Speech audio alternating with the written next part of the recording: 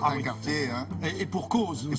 Et pour cause, parce que c'est une ville qui a vu alors d'abord l'Argentine devient indépendante en 1810 et à partir de 1870, il y a un flot de migrants extraordinaires qui débarquent des bateaux.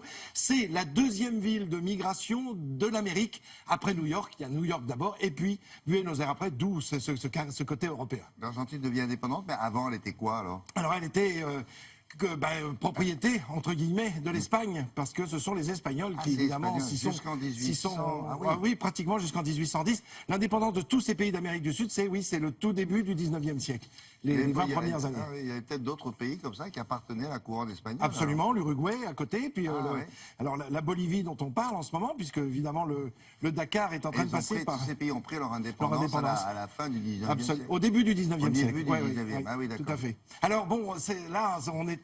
Vous savez, cette course extraordinaire, ce Dakar, alors avec des difficultés, mais ça, vous en parlerez certainement plus avec Grégoire Tournon dans un instant, mais ça traverse 3 pays en Amérique du Sud. Là, le Paraguay, c'était la première fois que le Paraguay accueillait cette course, ce Dakar, et puis la Bolivie et l'Argentine, c'est ce qui nous intéresse aujourd'hui. L'Argentine, parce que c'est un pays qui accueille le Dakar depuis pratiquement qu'il circule en Amérique. Et l'Argentine, c'est tout à fait intéressant, on va découvrir tout ça en images. On va commencer par vous montrer une carte du parcours, ce qui nous permet de nous replonger. Et puis on va voir des images juste pour commencer du départ. Alors vous voyez, ça c'est la course telle qu'elle était proposée. On est le jour du départ. Le départ se déroule au Paraguay. Donc ne vous étonnez pas dans un instant des drapeaux que l'on va voir. C'est le drapeau du Paraguay. Ne pensez pas que ce soit le drapeau de l'Argentine, puisque vous le connaissez évidemment, il est très teinté de bleu ciel, comme on le voit là sur cette image, parce que tous les drapeaux des pays traversés étaient affichés là pour ce départ. Alors, cette Argentine, en fait, doit son nom à un fleuve gigantesque qui va être découvert par un certain Sébastien Cabot, que voilà, Sébastien Cabot, qui est fils de navigateur, qui travaillait pour les Anglais. Lui, il est d'origine italienne, comme son père, mais il va travailler pour les Espagnols.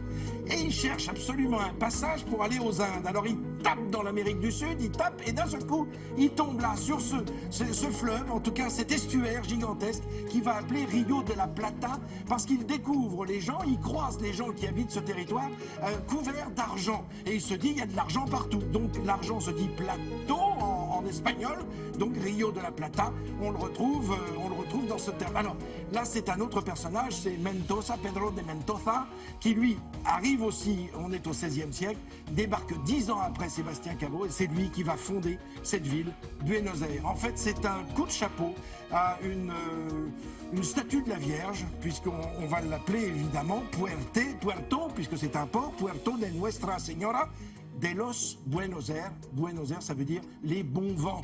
Ce port est un port qui est un petit peu en eau calme, puisqu'il est à l'intérieur du pays. Et puis je voulais évidemment terminer sur ces quelques images de tango, parce que le tango, et ça revient à ce que l'on disait en commençant, William, puisque le tango va être exporté d'Argentine en Europe par justement ces migrations permanentes.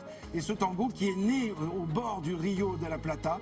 Alors vous allez me dire, comment est-ce qu'on est passé de la Plata à l'Argentine? Eh bien, c'est le même mot, en fait, puisqu'on sent bien le mot argent, mais en fait, c'est un poète espagnol qui va utiliser le mot argento, qui est en latin, et non pas plata comme en espagnol, d'où le fait qu'on va utiliser la Argentina pour désigner le pays et plata pour désigner le fleuve. Ces colons européens, c'est eux qui ont créé ces quartiers qui ressemblent effectivement à des quartiers... Complètement.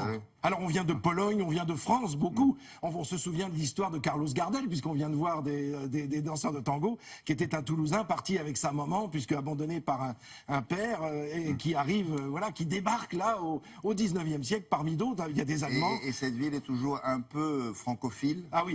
Alors non seulement francophile, puis aussi très international, c'est surtout ça. Et alors le côté portuaire fait beaucoup. Bon, on le remarque dans tous les pays du monde, y compris en France, à partir du moment où il y a un port, ça devient un lieu d'un melting pot, un lieu de mélange. Et d'ailleurs cette danse, le tango, est née avec à la fois les tambours d'Afrique et puis les rythmes de mazurka, par exemple, d'Europe centrale. Enfin, il y a vraiment un mélange des genres, et c'est là où on le découvre dans ce pays qu'on va découvrir samedi, grâce notamment aux images qui suivent le Dakar.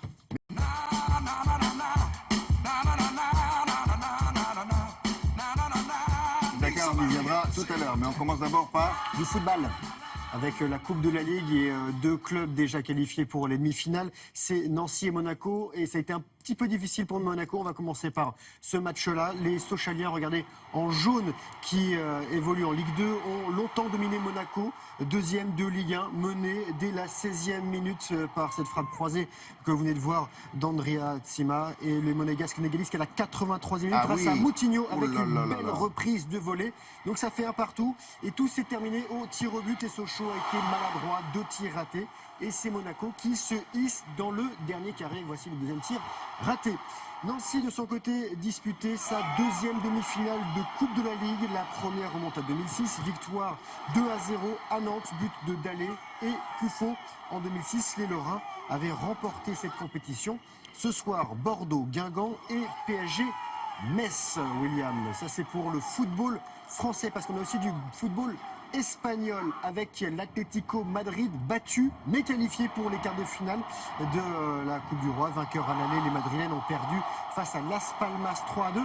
Mais il y a eu quand même un petit but français du côté de l'Espagne avec Griezmann qui s'est offert donc ce beau but. L'Atlético qui a remporté cette Coupe du Roi en 2013. Du foot anglais pour terminer, Manchester United proche de la finale de la League Cup. Les Red Devils battent Hull City 2-0 en demi-finale aller, but de Mata et tête de Fellaini. Match retour le 26 janvier. Voilà, vous savez tout sur le football. Vous êtes totalement calé maintenant. Ça, on sait tout jusqu'à c'est pour la journée, avec votre café, avec les collègues pour en parler. Moi, on parle souvent de ça. On ne sait jamais. Ouais. Voilà. Mais on va beaucoup parler de handball prochainement, William. Ça occupe bien nos journées, le football. Le football, surtout derrière les caméras. Oui. Le handball, on va beaucoup en parler. Voilà. C'est autre chose, le championnat du monde qui débute aujourd'hui en France. Et les Français sont favoris, sont tenants du titre, ils vont défendre leur titre. Je vous propose de regarder de belles images. Regardez ce qui s'est passé hier soir du côté de l'Arc de Triomphe avec Phénoménal Handball qui les passants et les automobilistes ont pu voir donc ce slogan sur l'Arc de Triomphe à Paris. Ça s'appelle du mapping, c'est plutôt joli. Après 1970 et 2001, la France organise pour la 3e fois cette compétition. 24 équipes, 432 handballeurs en tout, 8 villes qui accueilleront les matchs, 430 000 spectateurs attendus et la France double championne olympique, quintuple champion du monde, triple championne d'Europe et favorite ce soir. Premier match, ce sera face au Brésil. Un petit peu de basket, Villeurbanne en noir et blanc battu par les Lettons de Ventspils. C'était la 12e journée de phase de poule de la Ligue des Champions. Défaite 77-72. L'Asvel qui reste leader de son groupe avec 9 succès, 3 défaites. On va changer totalement de terrain du ski. Slalom nocturne à Flaraos, c'est en Autriche. La meilleure tricolore termine à la 25e place. C'est Nastasia Nolins ici en action. La niçoise a été la seule française à franchir la ligne d'arrivée de la 2e manche sur 5 tricolores au départ de la compétition. Et victoire de la suédoise Frida Hensdotter qui remporte sa 4e victoire dans sa carrière en Coupe du Monde. Elle avait remporté le petit globe de cristal de la spécialité la saison dernière et elle rentre chez elle, William, avec un petit chèque de 174 000 €. C'est la plus grosse dotation sur le circuit féminin. L'Open d'Australie débute lundi. Benoît Paire est déjà en Australie, mais il est du côté de Sydney et il a été éliminé au premier tour. Demi-finaliste à Chennai la semaine passée, le Français 46e mondial a perdu en 3-7 face à un local de l'étape, un jeune garçon qui s'appelle Alex Deminor, qui a 17 ans, qui est 333e mondial. Il a quel âge? 17 ans. 6-3, 6-3, 7-6. 6. Pas mal, ça. Oui, pas mal. On va le revoir celui-là, non? Belle performance. Bon. Un petit peu de Dakar comme, alors, comme Frédéric tout à l'heure. Voilà. Pour vous dire que la 9e étape aujourd'hui est annulée pour des raisons météorologiques. Et regardez, hier c'est Sébastien Loeb qui a fait coup double. Et il remporte la 8e étape entre Uyuni en Bolivie et Salta en Argentine. Et il reprend les commandes du classement général auto devant son compatriote et coéquipier Peter Hansel. Et je rappelle qu'il est nonuple champion du monde des rallyes. Et en moto, c'est l'Espagnol Barreda Bort qui remporte sa 2e étape. Et c'est Sunderland, le leader, qui est anglais. Il a de bonnes chances de remporter le Dakar? Oui, bonne chance de remporter le Dakar. L'an dernier, il avait des petits soucis. Il était longtemps en tête et il avait été stoppé pour des raisons mécaniques. Et voilà, donc là, il a des chances, oui. Bon, on enchaîne avec l'actualité de l'emploi. Écoutez bien parce que ça pourrait intéresser des gens que vous connaissez. Chaque année, il y a 60 000 entreprises qui sont mises sur le marché. C'est-à-dire que, bon, elles ont des problèmes, elles sont obligées de fermer la porte, mais ça veut dire autant de gens sur le carreau et elles sont proposées à la vente. Mais alors, sur les 60 000 qui sont proposées à la vente, il y en a simplement 30 000 qui trouvent preneur. Voilà. Pourquoi? Vous allez voir, la reprise d'entreprise, c'est un véritable enjeu pour le maintien des emplois, comme vous allez le constater avec Sophie Pignal. Et qu'est-ce qu'il faut faire? Regardez. Il y a un an, cette entreprise spécialisée dans la fabrication de pulls marins était en difficulté. Malgré cela, Hervé Coulombel, Xavier Lépine ont décidé de la reprendre. Nous avons repris cette société à la barre du tribunal, comme il est convenu de dire, qui est un process très particulier. Mais quand on aime ça, finalement, c'est pas plus difficile qu'autre chose. Il faut simplement bien analyser, serrer les problèmes et repositionner chaque élément dans les bonnes cases.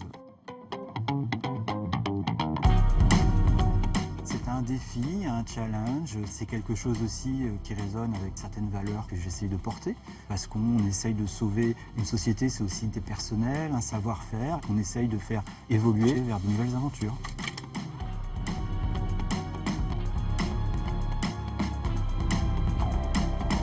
Absolument tout est fabriqué en France. Nous travaillons avec une équipe de stylistes freelance qui ont élaboré cette nouvelle collection. Et donc, à partir de leurs dessins, il s'agit de fabriquer le vêtement. Donc, on part du fil, de la matière première, et ensuite, on va élaborer le tissu. C'est-à-dire qu'on va étudier ce qu'on appelle un point de maille, en faisant des programmes, en faisant des tests, etc., qui va être plus ou moins serré, plus ou moins détendu, avec un motif particulier en fonction de ce que souhaite le styliste. Sur 59 emplois, 45 ont pu être préservés. Les nouveaux propriétaires ont décidé d'investir pour relancer la marque et la développer à l'international.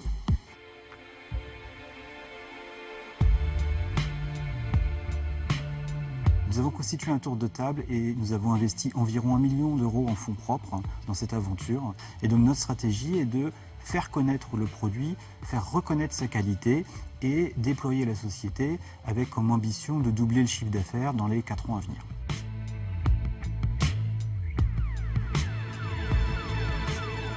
La marinière classique est vendue chez nous à 49 € environ prix boutique. La marinière un petit peu plus designée, un peu plus moderne que nous avons relancée est elle environ à 79 € en boutique.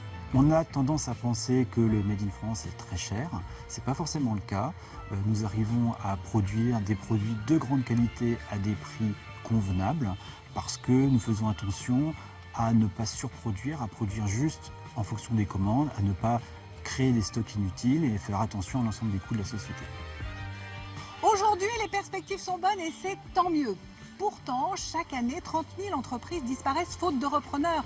C'est un constat difficile à accepter lorsque l'on sait que parmi les enjeux de la reprise d'entreprise, il y a la sauvegarde des emplois. Oui, c'est exactement ce que nous disions. Merci beaucoup, Sophie. Allez, maintenant, on va s'intéresser à l'actualité à l'étranger et chez nos voisins européens. Nous allons retrouver à Rome notre correspondant permanent en Italie, c'est-à-dire François Baudonnet. Pourquoi? Parce qu'à Rome, c'est un restaurant, figurez-vous, qui fait beaucoup parler de lui. Alors, il a ouvert en toute discrétion il y a quelques jours. Pas d'inauguration officielle, pas de vedette, pas de flonflon, non, pas de publicité. Donc, c'est un fast-food. C'est un fast-food, c'est très important dans l'histoire, parce qu'avant même qu'il ouvre, il avait déjà créé une grosse polémique. Alors maintenant, racontez-nous ça, François, bonjour. Oui, bonjour William. Alors on se souvient tous du démontage du McDonald's de Millau par José Bové il y a quelques années. Et bien là, William, c'est un peu la même chose qui s'est passée, alors en moins violent, parce qu'on se trouve au Vatican, donc c'est beaucoup plus feutré.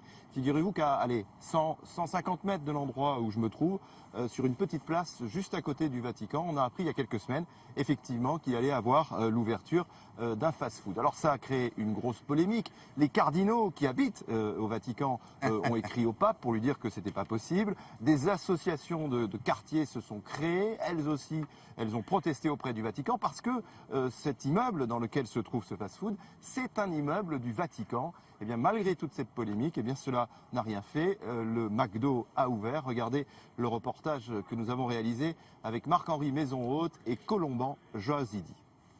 Fratelli e sorelle, buon anno. Lorsque le pape François bénit des dizaines de milliers de fidèles massés place Saint-Pierre, il le fait dorénavant à un jet de pierre du numéro 1 mondial de la restauration rapide. L'enseigne américaine vient de louer le rez-de-chaussée d'un immeuble appartenant au Vatican.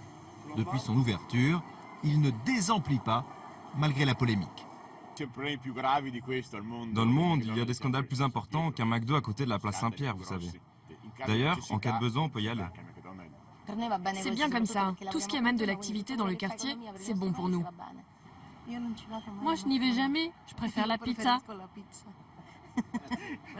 Et oui, car ce symbole de la mondialisation s'installe non seulement à côté d'un haut lieu de nourriture spirituelle, mais aussi dans un quartier historique où jusqu'à présent, on ne trouvait que des spécialités italiennes. Ici, nous servons de la cuisine romaine, pain et couverts compris. Je vous en prie, messieurs, dames. D'où la sainte colère des restaurateurs.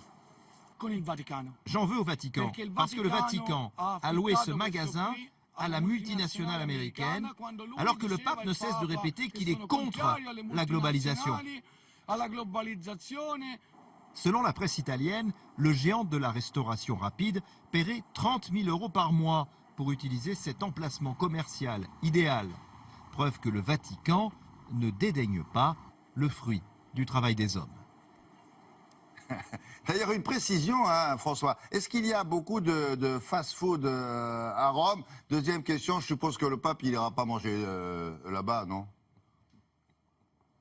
Alors en fait, il y a assez peu de fast-food à Rome. Et je crois qu'il y en a une dizaine pour une ville de 3 millions d'habitants. Donc c'est très peu pour deux raisons. D'abord parce que les Italiens ont leur propre restauration rapide. Hein. Ce sont les panini, ce sont, vous savez, les parts de pizza que l'on emporte comme ça. Et la deuxième raison, c'est qu'ils résistent. C'est ici, en 86, qu'est né le mouvement Slow Food. Vous savez, ce mouvement, justement, qui résiste contre les fast-foods. Ça s'est passé ici parce qu'un McDonald's, justement, devait ouvrir en plein centre de Rome. Alors, pour votre deuxième question, William, je n'ai pas la réponse. Alors, le pape est quand même juste à côté, à quelques centaines de mètres par ici. Je ne sais pas s'il va aller dans ce restaurant. En tout cas, il a dit à plusieurs reprises qu'il aimerait bien aller manger une part de pizza, justement, tout à fait incognito, dans une pizzeria de Rome.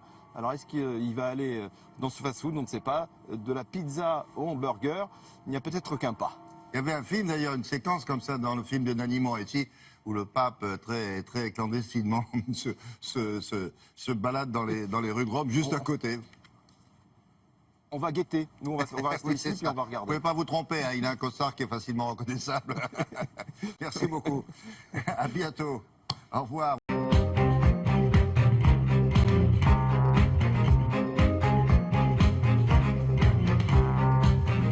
Bonjour Patrice, allez, on commence par qui? Bonjour William, bonjour à tous. Nous vivons dans un monde dominé par les experts. Il y a les experts qui n'ont pas vu venir Fillon. Il y a les experts qui prédisaient la victoire de Clinton sur Trump. Il y a les experts qui savaient que Hollande tenterait de rempiler. Il y a les experts qui 1000 fois ont annoncé l'effondrement de Bachar al-Assad. Et j'en oublie sans doute, tous aussi bons les uns que les autres, capables de jouer les Madame Soleil, mais avec le soleil dans l'œil. Tout comme certaines boussoles d'indiquer systématiquement le Sud. Mais quand vous dites les experts, vous pensez à des journalistes? Notamment. Notamment. Entre autres. D'accord. Pas que. Pas que. Mais notamment. Et puis il y a les experts, les vrais, ceux qui nous font rêver, non pas qu'ils aient toujours raison, mais tout de même, ces experts-là ont raflé 8 des 14 titres majeurs qu'ils ont disputés ces dernières années. C'est inouï, c'est du jamais vu. Ces experts-là nourrissent la fierté d'être français. Ces experts-là, ce sont les joueurs de l'équipe de France de handball. Ils disputent ce soir leur premier match face au Brésil. C'est à Paris. La compétition a lieu en France. Et ils n'imaginent d'autre issue que la victoire finale, c'est-à-dire le titre mondial. La compétition réunit 24 équipes, elle va durer 18 jours et moi je fais le pari que vous allez vous passionner pour elle, que les gamins vont s'échanger des vignettes Panini dans les cours de récré comme ils le font déjà avec les footballeurs. Bref, que ces experts-là voient juste et ont la capacité de nous emporter, de nous transporter, de mettre le feu au pays. Alors ce mondial de handball, on dit bien handball hein, et non pas handball, on prononce à l'allemande. Ce mondial, donc, c'est une affaire d'hommes de talent et d'hommes intelligents qui savent transmettre. Regardez cette photo. À gauche, Claude Onesta, l'entraîneur aux 2 médailles d'or olympiques, aux 3 titres mondiaux, aux 3 titres européens. S'il avait été un homme politique, il se serait sans doute dit, après moi, le déluge. Mais cet homme est un coach sportif. Alors, il a assuré une transition douce mais exigeante, peut-on lire dans la Croix, avec 2 de ses anciens joueurs, Guillaume Gilles, l'homme qui est à droite sur la photo, et Didier Dinard, l'homme qui est au centre. Dinard, c'est lui le nouveau patron et cet homme parle vrai. Dans 20 minutes, il explique ce matin qu'il ne faut pas se cacher derrière son petit doigt, que l'équipe de France de handball a mis des dérouillés au monde entier dans des pays extrêmement lointains et qu'en conséquence, il lui est difficile de dire qu'elle ne rentre pas dans ce mondial qui se déroule en France pour tout simplement le gagner. Parmi les hommes à suivre, il y a aussi celui qui fait la une de l'équipe ce matin, Nicolas Karabatic. Lui, on le connaît un petit peu, c'est l'enfant de Nice. Attention, Nice, N-I-S. Nice, en ex-Yougoslavie. Un gamin déraciné très jeune, arrivé en France à l'âge de 4 ans. Aujourd'hui, il porte le maillot bleu. C'est la star de l'équipe, meilleur joueur du monde, sans doute déjà meilleur joueur de l'histoire de ce sport, et il est français. Vous entendrez sans doute aussi parler de Thierry Omeyer, facile à identifier, c'est le goal.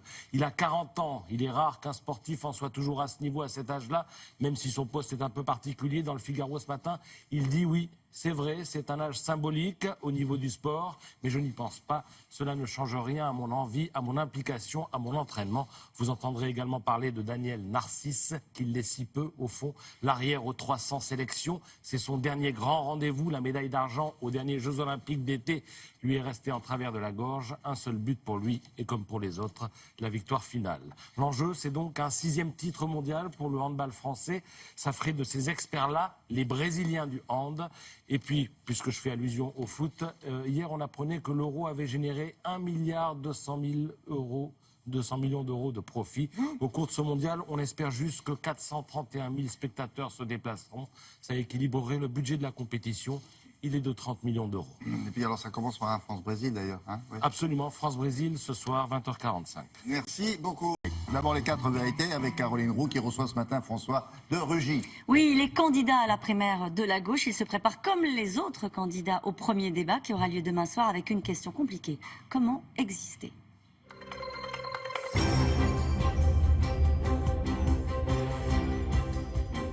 Bonjour François de Rugy. Bonjour. Est-ce qu'il vous arrive parfois de vous dire qu'est-ce que je suis allé faire dans cette galère ? Ah non, moi je suis très déterminé. Je crois que quand on choisit de se présenter à une élection, j'en ai fait quelques-unes des campagnes électorales, on fait campagne, on présente un projet, des propositions, c'est le minimum de respect que l'on doit aux électeurs qui viendront voter le 22 janvier. Vous expliquez ce matin dans Libération, voilà pourquoi je vous pose la question, que c'est compliqué d'exister dans cette campagne-là. Vous êtes 7 candidats, un ancien Premier ministre, des anciens ministres. On peut le dire, c'est pas facile de se faire entendre. Des anciens ministres qui parfois oublient un petit peu d'ailleurs qu'ils ont exercé des fonctions pendant 2 ans et demi, donc qu'ils devraient assumer au moins la moitié du bilan de François Hollande. Il y a un peu d'amnésie chez certains candidats, donc le fait d'avoir été ancien ministre, ça peut être un avantage en termes de notoriété. Après, c'est pas forcément aussi clair en termes de bilan politique. Et moi, je souhaite que d'ailleurs dans les débats, chacun soit le plus clair possible sur ce qu'il a fait, parce qu'avant de dire ce que l'on va faire, je pense qu'on est crédible si on redit ce que l'on a fait et si c'est cohérent. Ils ne sont pas suffisamment, vous trouvez, clairs.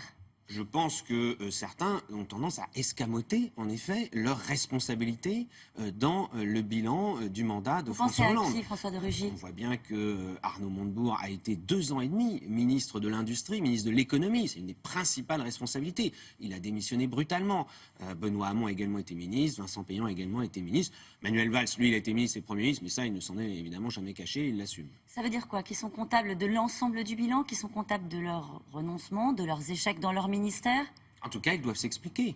Moi, je pense que quand on fait une campagne comme celle-là, que l'on est candidat pour l'élection présidentielle, on présente un projet, des propositions, mais pour être crédible, il faut dire pourquoi on a pris telle ou telle position. Est-ce qu'on peut être concret ? Puisque vous dites, allez, il faut assumer, allons jusqu'au bout. Sur quoi, par exemple, Arnaud Montebourg devrait être plus clair vis-à-vis de son bilan en matière d'économie ? Surtout, moi, je regarde par rapport aux propositions qui sont faites. Et quand je vois, par exemple, sur l'écologie, puisque moi, je suis le candidat écologiste dans cette primaire de la gauche, que je fais des propositions, je suis le seul, souvent, à parler de l'énergie 100% renouvelable. Je suis le seul à faire cette proposition. Je vois d'autres candidats qui se saisissent des enjeux écologiques. Tant mieux, parce que c'est toujours mieux si on s'en saisit. C'est Benoît Hamon qui dit « j'étais socialiste, maintenant je suis socialiste et écologiste Voilà, bon, c'est mieux que de ne pas en parler, comme c'était le cas dans la primaire de la droite. Mais quand on s'en saisit, il ne faut pas que ce soit juste avant une élection, juste pour une campagne électorale. Je crois que la crédibilité d'un engagement, elle vient de la constance, de la cohérence dans le temps. Et en ce qui me concerne, j'ai toujours été écologiste, j'ai toujours défendu un certain nombre de choses. J'ai mené des batailles, y compris pendant ce mandat de François Hollande. Vous considérez qu'il y a de la posture de la part de Benoît Hamon sur l'écologie, c'est ça, on va se dire les choses. Je pense qu'en tout cas, il y a des positions qui, on va dire, sont de campagne. Parce que je me souviens qu'il y a 5 ans, Arnaud Montebourg était déjà candidat, lui, à la primaire. Et il avait été, à l'époque, il avait pris un certain nombre de positions, par exemple sur les gaz de schiste. Alors il disait qu'il était contre. Puis une fois qu'il est devenu ministre, il était pour. Mais alors vraiment pour, militant pour les gaz de schiste. Il a essayé vraiment de tout faire sauter. Et maintenant, il dit de nouveau qu'il est contre. Bon, ça, je pense que par exemple, ce n'est pas crédible en termes de cohérence politique. Est-ce que ça vous agace, ça, le côté un peu tous écolo? On voit que Jean-Luc Mélenchon assume, depuis longtemps, on peut lui reconnaître cela quand même, un logiciel désormais teinté d'écologie. Benoît Hamon se revendique comme écologiste. Ça vous agace le fait de voir qu'au fond, c'est aujourd'hui un sujet qui est partagé par tous, ou est-ce que ça veut dire que vos idées ont progressé? Non, plus il y aura de gens à prendre des positions sur l'écologie, mieux ce sera. Mais ce qu'il faut, c'est s'engager, c'est agir. Parce que moi, je défends l'écologie qui agit. Les discours, c'est mieux que de rien dire, ou de dire, comme M. François Fillon, par exemple, qui lui est carrément pour la régression anti-écologique. On supprime le principe de précaution, on relance les OGM, on relance les gaz de schiste, on relance le nucléaire. Si jamais François Fillon est élu, c'est vraiment une régression écologique qui attend la France, un peu comme Trump aux États-Unis. Mais ce qu'il faut, quand on est candidat, comme les différents candidats à la primaire de la gauche, c'est qu'on soit cohérent et qu'on montre que sa volonté, elle, s'inscrit vraiment dans une cohérence dans le temps. Ça veut dire que si vous n'êtes pas au second tour, vous soutiendrez le plus écolo? Ça veut dire que j'irai voir les 2 finalistes dès le lundi matin, dès le lendemain du premier tour. Mais le critère, ce sera le plus d'engagement en matière d'écologie ou ce sera celui qui est le plus en situation de l'emporter? Non, ce sera en effet celui des 2 finalistes qui reprendra le plus de mes propositions. C'est bien qu'il ne reprendra pas les 66 propositions que j'ai faites, mais celui qui en reprendra le plus, et là j'exprimerai une préférence. Un mot sur un autre écolo que vous connaissez bien, Daniel Cohn-Bendit. Danny Cohn-Bendit était au premier rang pour écouter Emmanuel Macron hier à Berlin. Il considère qu'il est le seul à avoir soutenu comme il le fallait la politique migratoire d'Angela Merkel. C'est un pas vers un soutien. Alors on se dit, Danny Cohn-Bendit, Emmanuel Macron, vous les voyez... je sais pas, vous voyez un rapprochement qui serait cohérent, on va le dire comme ça? Ça ne m'étonnerait pas forcément, parce que d'abord, Danny Cohn-Bendit, il aime bien être un peu à rebrousse-poil. Il aime bien être un peu provocateur. C'est sa marque de fabrique depuis près de 50 ans. Mais en même temps, il est écologiste, Danny Cohn-Bendit. Oui. Et Emmanuel Macron ne l'est pas du tout. Pourquoi il ne vous soutient pas? Moi, je ne l'ai pas demandé d'ailleurs. Danny Cohn-Bendit, il n'y croit pas vraiment à la primaire de la gauche qu'il avait promue à une époque avec un autre, Yannick Jadot, qui depuis a fait aussi un autre choix. Mais c'est surtout qu'Emmanuel Macron, c'est pareil. Moi, je reviens à des choses simples. Quels engagements sur l'écologie? Quasiment rien. Il n'en parle quasiment jamais. Pour quelqu'un qui prétend incarner la modernité, préparer l'avenir de la France, comment est-ce qu'on peut préparer l'avenir de la France, de l'Europe et du monde sans relever le défi écologique? Est-ce que Danny Cohn-Bendit, il ne fait pas un choix, au fond, pragmatique de se dire « je vais m'asseoir au premier rang du meeting de celui qui est en situation peut-être d'être au second tour » ? Danny Cohn-Bendit, il faut aussi lui reconnaître une chose, il a une grande constance, il a toujours été un militant de la construction européenne. Donc il voit Emmanuel Macron qui s'est engagé, c'est vrai, pour la construction européenne depuis longtemps, qui vient en Allemagne faire un discours en anglais sur l'Europe. Danny Cohn-Bendit est allé l'écouter, je crois que c'est assez normal. On va parler de François Fillon. Il a fait une petite sortie très remarquée hier, on l'accuse d'être absent du débat, alors il a défendu son style, ses sourcils, et il a taclé la primaire de la gauche. Il explique au fond qu'on entend surtout des propositions d'un vieux logiciel socialiste. Il dit il y a beaucoup de dépenses et très peu de réformes. Alors je vais vous dire, moi j'ai dit quand François Fillon a été élu par la primaire de la droite, il défend des idées des années 80. Il le revendique, puisque son modèle, c'est Margaret Thatcher, qui était Premier ministre de Grande-Bretagne dans les années 80. Moi, je dis, face à une droite des années 80, il ne faut pas en effet qu'on oppose une gauche des années 70, parce qu'alors là, on aura tout raté pour préparer l'avenir de la France, répondre aux aspirations des Français d'aujourd'hui, de 2017. Il y a de la modernité dans ce débat de la primaire de la gauche? Je pense qu'en tout cas, j'invite les électeurs et les électrices qui viendront le 22 janvier à bien comparer les engagements des uns et des autres, leur crédibilité, leur réalisme, leur faisabilité, notamment financière, qu'on soit bien clair sur tout ce qu'implique telle ou telle proposition. Leur sincérité? Aussi, bien sûr. Alors, la sincérité, en général, ça se teste avec la cohérence et la constance dans le temps. Si on revire sans cesse, la sincérité n'est pas au rendez-vous. Mais François Fillon, il faudra aussi que lui, il s'explique, car pour l'instant, il est un peu franc comme un âne qui recule, comme disait ma grand-mère. C'est-à-dire que sur l'assurance maladie, il a dit je vais supprimer les remboursements par l'assurance maladie de quelqu'un qui va consulter un généraliste pour une grippe. Et puis après, il dit, bah non, c'est pas tout à fait ça. Il est pour supprimer au bout de 6 mois, de réduire les allocations chômage. Il est pour la retraite à 65 ans. C'est quand même un programme social que je vois mal être majoritaire dans le pays aujourd'hui. On retient une mesure de votre programme que vous avez évoqué tout à l'heure, 100% de renouvelables d'ici à 2050, c'est ça qu'il faut retenir du programme? C'est la première des 66 mesures et ce n'est pas pour rien. Merci beaucoup François Doré, à vous William. Oui, merci Caroline, à demain. It's a little bit funny, this feeling inside. I'm not one of those. Alors ça c'est pratique.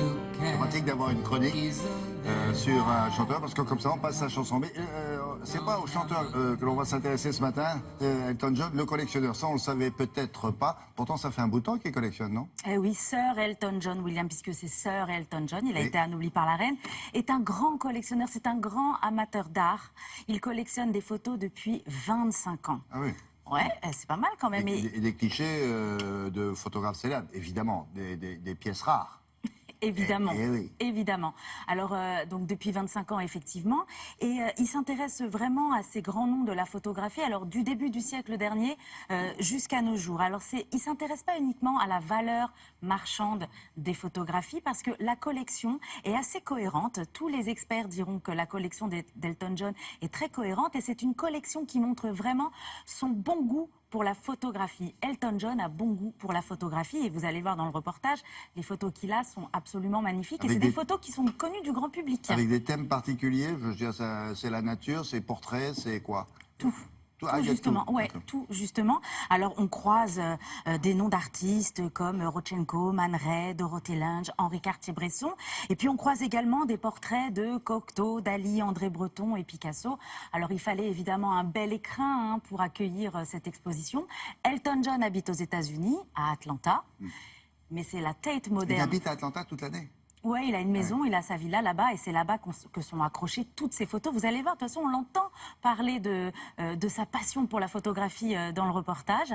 Et je vous propose en même temps d'aller à la Tate, de m'accompagner et de découvrir cette belle collection. C'est normal qu'il fasse ça à Londres quand même. Bah oui.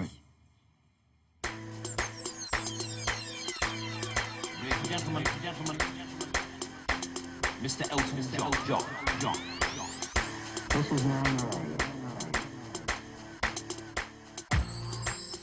Elton John. Elton John est un collectionneur averti. Il a un goût très pointu en matière de photographie. Il possède une collection de 8000 clichés des années 20 jusqu'à nos jours. Mais pour cette exposition, nous nous concentrons uniquement sur les photos en noir et blanc des modernistes. Avant, je ne considérais pas la photo comme une forme d'art. Mais un jour, un ami est venu chez moi et me présente alors des clichés d'Irving Penn et d'Herb Ritts. C'était des photos en noir et blanc, des photographes de mode, mais le coup de cœur fut total. L'exposition met en lumière une sélection de photos datant de 1920 à 1950, où le mouvement moderniste était à son apogée.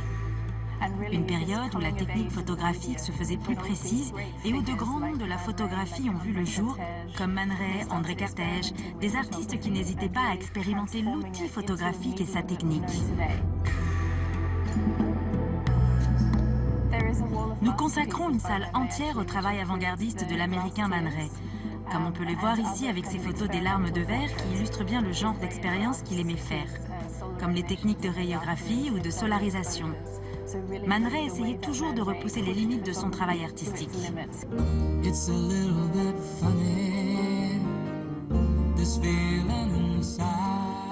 Le travail de Dorothée Lange est très fort en émotion. Le portrait de la mère migrante, cette photo iconique, relate en fait l'histoire de ceux qui ont vécu la Grande Dépression américaine de plein fouet.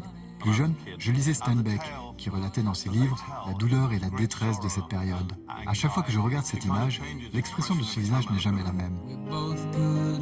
Et le visage de cet enfant est très poignant, avec ce regard qui exprime un grand désespoir.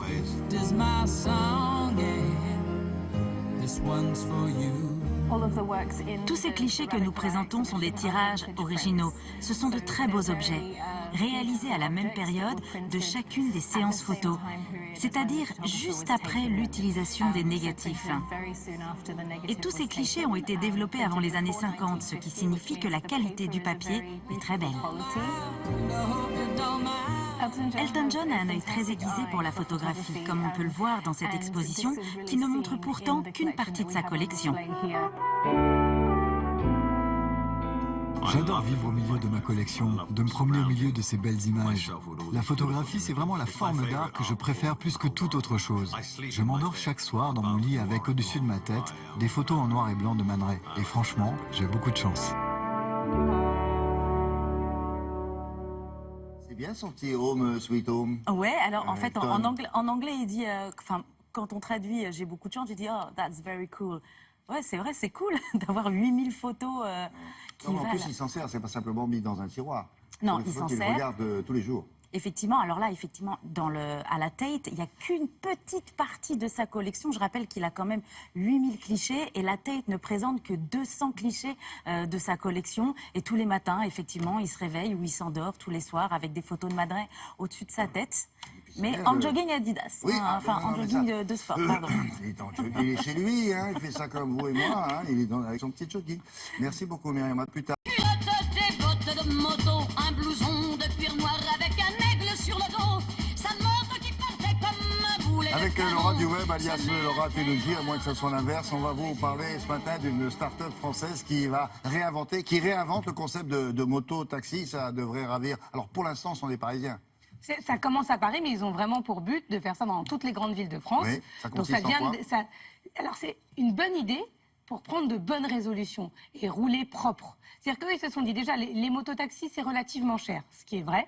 Et en plus, ça pollue, puisque a priori, ça fonctionne avec de l'essence, donc ça pollue. Nous, on va faire une mototaxi nouvelle génération qui va coûter moins cher. On va s'aligner sur le prix des taxis. Et en plus, on ne veut pas polluer, donc ce sont des scooters électriques. Oui. Donc rien que ça donne envie. Aussi puissante que les grosses mototaxis. Alors attention, c'est pas le confort de certaines très grosses mototaxis, mais c'est quand même très confortable. Vous allez le voir dans le reportage, on l'a essayé. Et surtout, ils sont là aussi pour faire des petites courses. Et c'est vraiment la différence. C'est-à-dire qu'avant, vous preniez une mototaxi, soit parce que vous aviez un rendez-vous, vous aviez peur d'être très en retard pour aller d'un point à l'autre d'une ville, soit pour vous rendre à la gare ou à l'aéroport.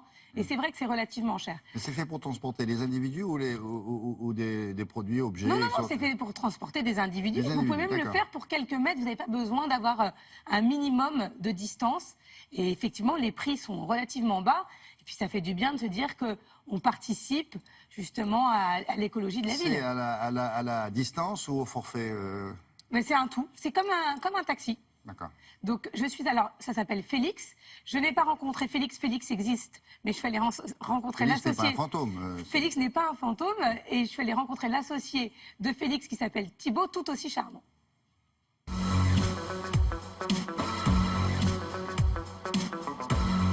Le concept de Félix, c'est de démocratiser le taxi-moto dans Paris, d'en faire un transport qui est accessible, qui est rapide, qui est vert et bon marché. L'idée part à l'origine d'un voyage au Cambodge où on a découvert l'utilisation de ce qu'ils appellent là-bas les motodop. Donc c'est des petits scooters qui voyagent dans la ville et qui permettent d'éviter les embouteillages. Et on s'est dit pourquoi ça n'existe pas à Paris. Donc on a ramené cette idée en France et on l'a adaptée au transport et au mode de fonctionnement français. Du coup, on a décidé d'utiliser uniquement des scooters 100% électriques pour en faire un service vert, parce qu'on pense que c'est le futur des mobilités en ville. Concrètement, ça fonctionne comme un service de VTC. Il y a deux options. On peut soit réserver en instantané, dans une zone qui est limitée. Pour l'instant, on le voit sur l'application, il y a une petite zone qui reprend à peu près le nord de Paris pour diminuer le temps d'attente. Et sinon, on peut réserver une demi-heure à l'avance, partout dans Paris en petite couronne, pour aller où on veut en Ile-de-France. On a eu vraiment la volonté de travailler uniquement avec des chauffeurs professionnels. Donc ça veut dire qu'ils ont une carte délivrée par la préfecture de police, ce qui atteste de leur habilité physique, de leur expérience en tant que motard, parce qu'il faut avoir le permis moto depuis plus de 4 ans. Et en plus de ça, il faut qu'ils aient une année d'expérience de transport de personnes, que ce soit VTC, taxi, ambulance, bus. Donc c'est vraiment des gens qui ont l'expérience de la prise en charge de passagers et du trajet en ville. Pour les assurances, les passagers et leur matériel sont entièrement assurés, ordinateurs, etc. Une course en moyenne coûte entre 15 et 20 euros pour les trajets urbains et c'est 55 et 65 euros pour aller à l'aéroport. C'est important pour nous de faire un moyen de transport vert parce qu'on veut développer un service qui s'inscrive dans le futur des mobilités. On ne veut pas un service qui pallie seulement à un problème actuel qui est par exemple la congestion, mais aussi qui dure dans le temps et qui puisse s'exporter très facilement. On veut se développer dans d'autres grandes villes françaises comme Marseille, Bordeaux, Lyon et même à l'étranger, on pense à Bruxelles ou à Londres notamment. Alors, deux questions. La jeune fille, c'est une copine de Félix? C'est une copine de Félix, exactement. Très, très sympathique. Deuxième question, c'est quoi comme motorisation, ça? C'est un 125, 600 cm. Non. 600 cm3? Ça va vite, ça? Ça va vite et surtout, c'est efficace et ça ne pollue pas. Donc, c'est une bonne initiative à prendre. Je pense qu'on peut miser sur cette start-up et lui donner le cachet télématin approuvé. On lui met le tampon? On lui met le tampon. D'accord. Merci beaucoup.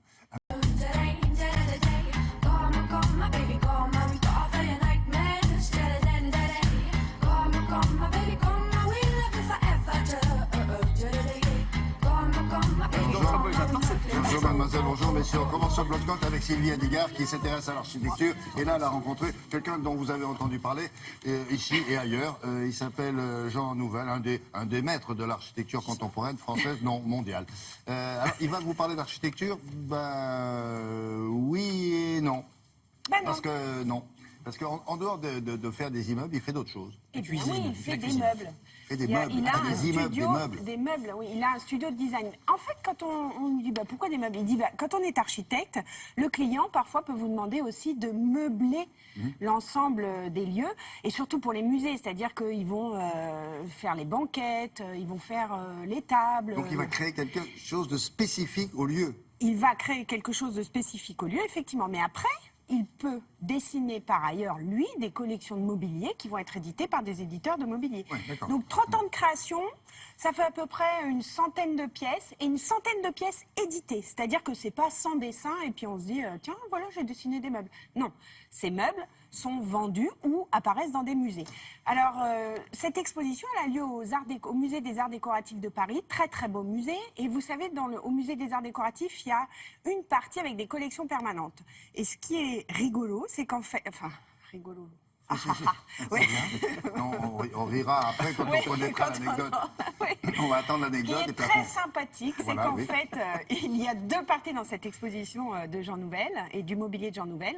Vous avez la partie didactique avec des vidéos où Jean explique comment il a créé, pourquoi et pour quel endroit il a créé ce mobilier. Et puis, il y a certaines pièces qui sont mises en regard des collections permanentes, des fameuses. Donc, vous pouvez avoir une commode Louis XVI en face avec un miroir dessiné par Jean Nouvel. Il a choisi évidemment... Il fait des accouplements comme ça contre des pièces... C'est en fait... moi, je le vois déjà comme le fait que le mobilier... Pour moi, le mobilier d'architecte ne se démode pas. Il a une essence hyper simplifiée. C'est-à-dire que vous regardez Oscar Niemeyer, grand architecte brésilien, il a du mobilier, le mobilier a perduré. Les IMS, ça a perduré. Enfin, voilà, tout ce qui est mobilier d'architecte traverse les époques et devient le Corbusier, exactement, devient mythique et un peu emblématique. Alors voilà, j'ai rencontré Jean Nouvel. Oui, bien sûr. Je peux me la péter 2 secondes? Oui. C'est grave. C'était où quand c'était rigolo? C'était bien avant. Bam! Allez, on y va. Lost track of time.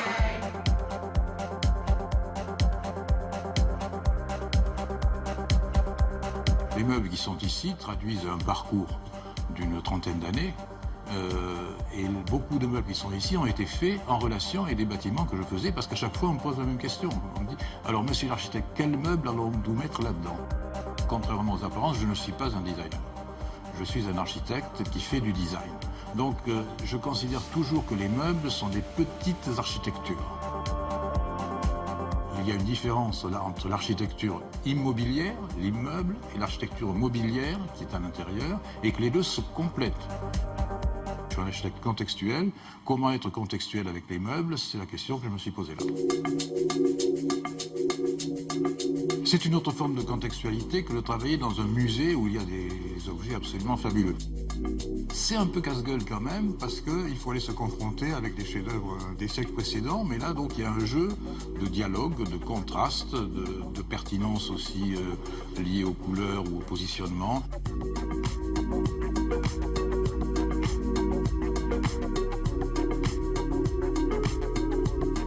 Par exemple, cette table. D'abord, pourquoi vous l'avez mise dans cette salle-là? Parce que quand vous rentrez dans une église, dans l'axe, souvent, il y a le chœur et il y a l'autel. Et derrière, il y a un rétable, des fois. Mais c'est le cas ici. Ensuite, la table elle-même, ce qui pose un problème, c'est qu'effectivement, elle est très longue et qu'elle a peu de pieds. Oui, c'est ça. Alors, d'un point de vue vraiment construction... Alors, d'un point de vue constructif, c'est construit exactement comme un pont. Donc, ça fait de belles images de technique. On ne les a pas montrées parce que j'aime pas trop montrer toujours la façon dont les choses sont faites. Quoi. Ouais. Mais je trouve... Il faut que ça reste magique. Ben là, vous l'expliquez, mais c'est magique. On se dit, ça tient tout seul, en fait. Voilà, on a l'impression que ça tient tout seul et que si on s'assoit, ça va se casser la figure puisqu'on ne voit pas comment ça tient. Mais non. Est-ce qu'il y a des choses de la vie qui vous inspirent? Un architecte, c'est avant tout un voyeur. Et c'est un kleptomane. Hein. Il passe sa vie à regarder. Et à un moment, il y a quelque chose qui fait tilt et ça reste là. Ce banc, c'est exactement une petite table. C'est une table... Ah oui, donc c'est quelque chose de très lourd parce que c'est un acier et qu'il faut qu'un banc, ça ne bouge pas. Et une table, il ne faut pas que ça bouge. Comment vous voyez l'évolution du mobilier à venir? Je ne suis pas Madame Soleil du tout. Ah bon? Et en architecture non plus. Je ne crois pas à ceux qui construisent pour demain. Et on a déjà du mal à être à l'heure. Je crois que l'architecture est un témoignage d'époque. On a ce devoir de témoignage. Témoignons de notre époque, ne témoignons pas de demain. Ils vont t'expliquer. Bon. C'est bien, c'est jusqu'au 12 février au Le musée des banc, Arts à un moment donné, Décoratifs. il y a un ange. Il me semble qu'on l'avait déjà vu quelque part, celui-là. Mais vous allez le voir au musée d'Abu Dhabi, le musée Louvre Abu Dhabi. Et vous m'avez dit, hein, j'ai le droit d'y aller. C'est pas parce que j'ai parlé de Jean Nouvel là maintenant que je vais pas en reparler dans l'année. On va régler nos problèmes. Mais non, mais vous me l'aviez dit. Oui. Vous pouvez le redire devant tout le monde. Il y a des très bons groupes à Abu Dhabi. Ouais. Et je dis ça, je dis rien. Si on peut faire un seul voyage, Tout le monde doit aller là-bas. Oui. Voilà comment ça se passe ici. Et William. Sur les Champs-Élysées, stormy weather caught us together au bord de la Seine. Alors elle peut tout chanter, hein? Oui. Alors oui, on en avait déjà parlé. Mais Sarah Mackenzie, je lui promets une jolie carrière. Elle a 28 ans. Elle est chanteuse, pianiste, compositrice, arrangeuse. Elle peut tout faire. Elle a un petit brin de voix, voilà. Elle est vilaine tout plein. Voilà, elle est née à Melbourne. Elle a 28. Qu'est-ce que je voulais, voilà, hein, ouais, tout est dit. Donc fait partie de la BDM, la bande des moches. La bande des petits boudins aussi, bébé. Bébé.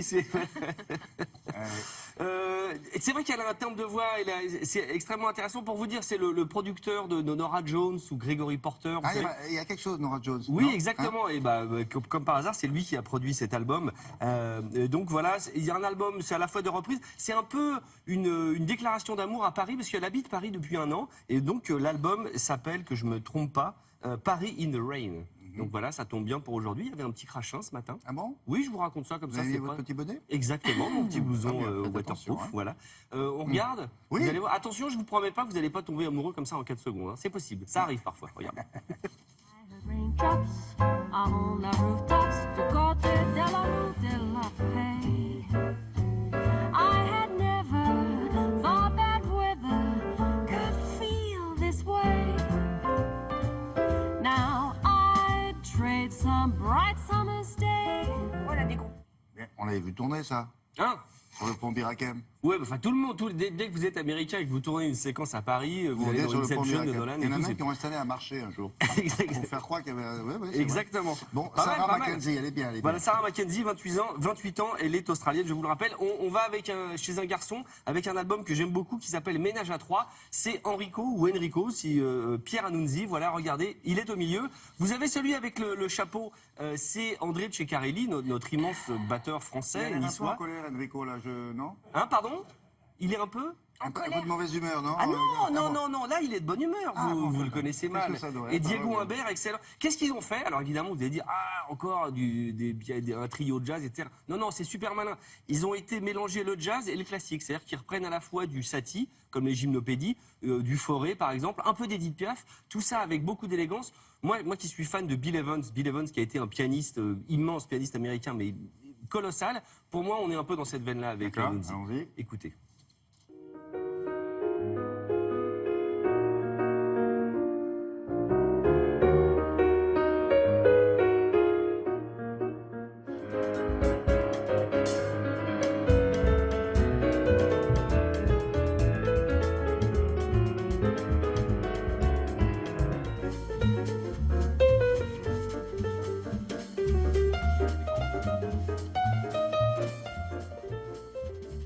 Ah, ça, Mais oui, il jouait quoi là? J'ai pas reconnu là, bien. D'accord, très bien. Voilà, mais non, ça a été préparé il y a un an et demi. Mais mauvaise question, j'avais qu'à pas la poser. J'étais en train de regarder, j'étais pas concentré, chef. Ils seront en concert du 2 au 4 mars au Sunside, c'est un club de jazz à Paris. Vous pourrez aller leur demander s'il y avait quoi dans l'extrait du Barbu. D'accord. Il y a une biographie maintenant. Alors, Chet Baker, c'est le nom dont je vous parlais tout à l'heure. Chet Baker, bon, si vous aimez le jazz, vous connaissez. Si vous n'aimez pas, si vous... Il faut y aller. Si vous connaissez, voilà. déjà, C'est vous qui êtes- ce monsieur? Alors, voilà, Chet Baker, immense chanteur et trompettiste, parce que voilà, c'était un trompettiste avec une gueule d'ange, qui a eu des soucis d'addiction terribles à des produits qu'on ne vend pas dans le commerce. Et d'un seul coup, il a arrêté de jouer, enfin, il a moins joué de la trompette, il s'est mis à chanter et tout le monde a dit, ah, il a une voix incroyable. Et là, ce qui est dingue, c'est comme dans tous les grands biopics américains, c'est Ethan Hawke. Vous voyez, c'est un acteur, ça vous dit rien comme ça, mais regardez, il est juste derrière moi. Je me penche un peu. Hey, c'est bien fait, hein. Et ben, Ethan Hawke, c'est lui qui chante, évidemment, dans le film. C'est pas lui qui joue de la trompette, même s'il a appris le doigté, le Il sait phrasé. faire ça, Ethan Hawke? Et c'est assez bluffant. C'est assez bluffant. La dernière fois que j'avais été bluffé, c'était Matt Damon dans l'étonnant Monsieur Ripley. Vous savez, le remake Oui. de Plein Soleil, qui chantait My Funny Valentine. Et c'est Matt Damon qui chantait. Et croyez-moi, c'était bluffant. Et ben là, Ethan Hawke, il est à peu près au même niveau sur l'étagère. Ils savent tout faire, les Américains. Monter C'est à dingue. cheval, faire des claquettes, chanter, danser. Si ça se trouve, ils peuvent faire Macrodique, les Américains. Oh non, ça c'est impossible. Ça, c'est impossible. Ils n'ont pas les mêmes cheveux. Funny Valentine, sweet comic Valentine, you make me smile with my heart. Je ne sais plus. C'est beau, hein? Ah, c'est bien ça. Non, c'est bien. Là, c'est court. Il a pour mal donner fini, envie. Chet Baker, non? Et oui, il d'accord. finit pas bien, oui. Je crois en Hollande, pas joliment. D'accord. Voilà. Merci beaucoup, Alex.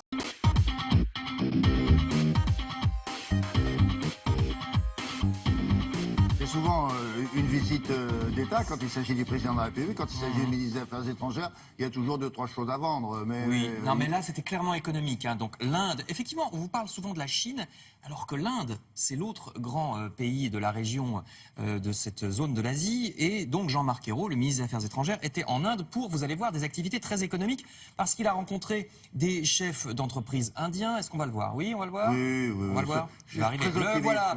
Il a rencontré des responsables politiques indiens. Il était accompagné d'une soixantaine d'entrepreneurs français, vous le voyez, dans le secteur de l'énergie, de l'eau, de l'agroalimentaire, des transports. Il a participé à un sommet économique. Il a vanté les automobiles de chez Renault, vous le voyez. Il a visité le tout nouveau métro de la ville de Bangalore, qui a été construit en partenariat avec la France. Vous voyez, là, il visite le nouveau métro. Ah, mais il a gardé son collier, là. Non, on lui a donné en signe de bienvenue. Oui, Donc, il est dans le métro de Bangalore. Alors, c'est vrai qu'on vend aussi des armes en Inde. En Inde, on leur vend des Rafales, par exemple. Quand même, oui, voilà. Vous voyez, 36 Rafales en ce moment pour 8 milliards. Mais vous voyez que c'est loin d'être le seul intérêt économique que nous avons avec l'Inde. Tous ces sommets économiques et ces rencontres avec les entrepreneurs indiens. François Hollande, lui aussi, l'a fait parce qu'il est allé en 2013 et 2016. Il y est allé, François Hollande. Donc c'est ce qu'on appelle le partenariat stratégique entre la France et l'Inde.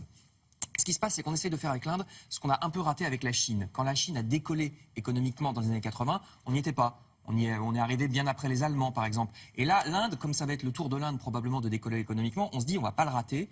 Donc on veut s'associer vraiment à l'Inde. Pour l'instant, on commerce avec eux que pour 8 milliards par an. Ça reste très peu. Avec la Chine, on commerce pour 60 milliards, alors que les populations sont équivalentes. Donc vous voyez qu'il y a de la marge. Et l'Inde, regardez, l'Inde, je vous le disais, n'a pas encore explosé économiquement. La richesse totale du pays, le produit intérieur brut, c'est 2000 milliards. C'est 5 fois moins que la Chine, qui a à peu près la même population. Donc on mise sur le fait que l'Inde va décoller économiquement. Le développement reste encore à faire, c'est pour ça qu'on veut en être avec des entreprises françaises qui investiraient là-bas pour profiter de ce développement. Oui, très belle gare, c'est une gare.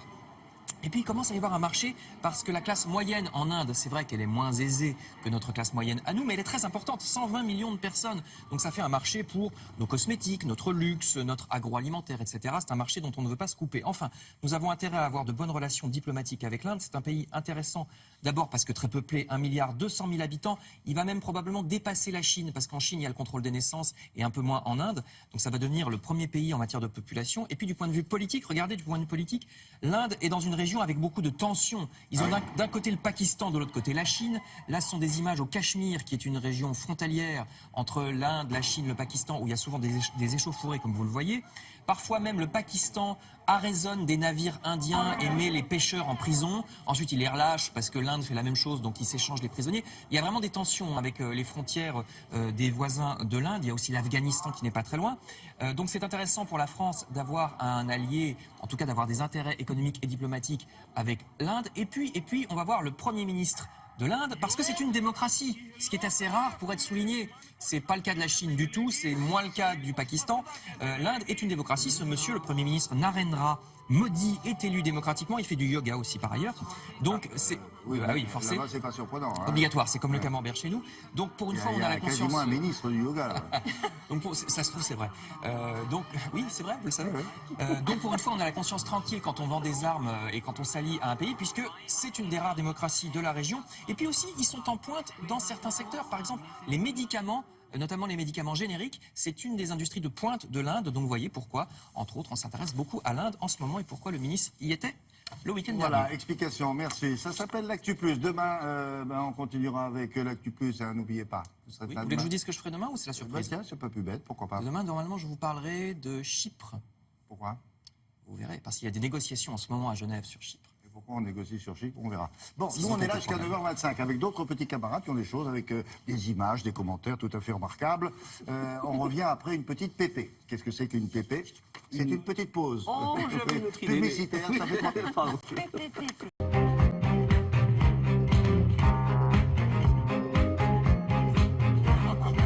Alors, un nouveau livre, ce n'est pas un nouveau livre de François Hollande ou avec une interview du président de la République, mais c'est un nouveau livre sur. Oui, un nouveau livre qui paraît et qui étrille, une fois de plus, François Hollande. Il est signé Aquilino Morel, l'un de ses anciens conseillers qui avait été acculé à la démission pour cause, on va dire, d'affaires en tout genre. Tout cela inspire évidemment les dessinateurs du Canard enchaîné, qui paraît aujourd'hui, à commencer par le Fred Touron, qui nous propose ceci. Encore un livre sur toi, que comptes-tu faire? Eh bien, poser une nouvelle étagère, répond le président. Vous avez également Pétillon qui propose ce dessin où l'on voit Aquilino Morel pesté, visiblement en présence de son éditeur. Il m'a à nouveau trahi en renonçant à se présenter avant la sortie de mon livre. C'est vrai que le livre étant sorti après la défection de François Hollande, il a un petit peu moins d'intérêt. L'histoire du jour maintenant, elle vous est racontée dans le Télégramme. Elle concerne l'école Amélie Fristel, qui est une école catholique de Saint-Malo. Alors, l'histoire. Un boulanger. C'est correct. Mais bien sûr, vous allez voir. On va le raconter de manière correcte. Oui. Non, c'est ça. Vous connaissez l'histoire? Oui. Ah. Bon, un boulanger à Saint-Malo, on lui commande 2 galettes pour l'épiphanie. Donc il fait 2 galettes, l'une pour l'école et l'autre pour l'équipe de rugby locale. D'accord? Et puis, je ne sais pas ce qui se passe, on intervertit les 2 galettes. C'est pas la vie est un long fleuve tranquille, c'est la galette est un long gâteau tranquille. Et la galette de l'école finit chez les rugbymen, et la galette des rugbymen finit à l'école. Une gamine à la fève, elle est au CM2, elle est contente, elle garde sa fève, elle rentre à la maison, elle dit « Maman, regarde, j'ai eu la fève », maman regarde la fève, et là, maman pousse un cri d'effroi, parce que la fève, représente une position du Kama Sutra, on va dire. Il y a même écrit un petit mot, le mot associé à la position du Kama Sutra est écrit sur la fève. Ce mot-là n'est pas casquette, ni cacahuète, enfin vous voyez ce que je veux dire. Et, pas du tout. Voilà, donc... Avec ça. Écoutez, on doit je vais me débrouiller. Certains rugbyman et de vous-même, nous, on ignore tout du Kama Sutra. Vous savez quoi? Je vais vous montrer le dessin que ça inspire au dessinateur du Télégramme, c'est dans le journal. Voilà. C'est quoi, maman? Ah oui, d'accord. Eh bien, c'est la femelle du lévrier qui suit les grands-mâles. Ce que j'aime bien, c'est le lévrier qui est derrière et qui dit j'ai bon Mais dos. moi. ce sont les rugbyman qui avaient commandé le modèle. Alors, ou où les alors c'est le rugbymen- boulanger qui s'est dit ça va les amuser. Eh ben, c'est la grande question. Ça, l'article ne répond pas à cette question. Oui. Voilà. Ou les rugbymen ont voulu faire une blague, ou alors c'est le boulanger qui s'est dit on va faire un petit coup. Alors, je sais pas ce que les rugbymen ont eu du coup, s'ils ont eu une croix, un cahier d'écolier, une croix. C'était une école confessionnelle, non? Oui. Alors, voilà. des parents ont même parlé de porter Une croix. plainte, et puis tout est rentré dans l'ordre, nous Oui, dit-on. bien sûr, dans, il y le a eu téléphone. une cérémonie où ils ont échangé les deux en présence des parents. Pour terminer, je voudrais Oui. juste vous montrer cette bande dessinée. C'est la bande dessinée du jour. Elle est passionnante. C'est Casterman. Les reportages de Le France, ça permet de revivre, ça va faire plaisir à Frédéric, des batailles comme Pearl Harbor, par exemple. Ah oui. C'est raconté en dessin et en texte. Je rappelle que cette bataille a précipité l'entrée en guerre des États-Unis en décembre 1941. Alors les spécialistes C'est que très vous bien êtes, fait. et ça rappellera à certains d'entre vous qui sont nés dans les années 50, Bogdani, le dessin ressemble un peu à ça.